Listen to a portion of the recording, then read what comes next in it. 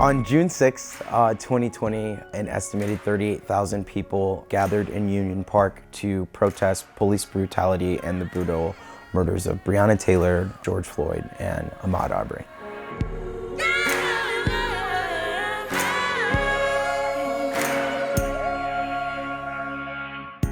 I remember there being, it makes me so emotional. I remember there being 30,000 plus people behind me. And I remember growing up that my grandmother marched. I thought about my mother marching for me and for my rights and for the integrity of being Black, for the celebration of Blackness. In that moment, while we were at that intersection, I thought that how damning it is that I have to march for my nieces and nephews.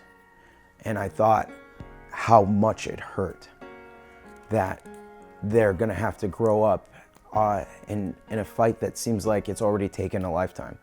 I felt the weight of the world. And in that moment when he snapped that picture, I had just broken and I began to weep. It wasn't that I felt powerless. It was almost like I felt the power of my ancestors being like, it's time to fight. Like it's time to overcome. And I lifted my head and I was like, my nieces and nephews will not march. I was like, this ends with my generation. This stops here. And we pressed on.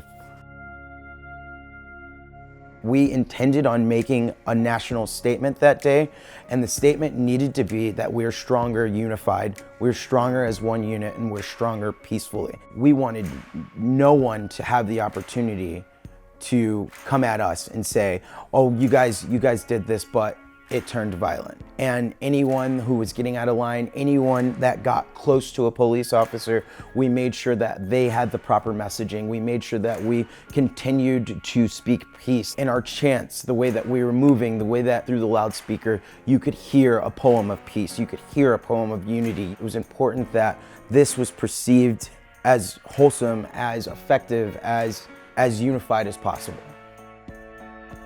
It's not even like an ultimate goal. I mean, I'm just looking for equality, you know? Like, it's not like this far-fetched, grandiose idea. I want a fair chance and a fair shake for people of color. I'm just asking for equality, and that's what the future feels like.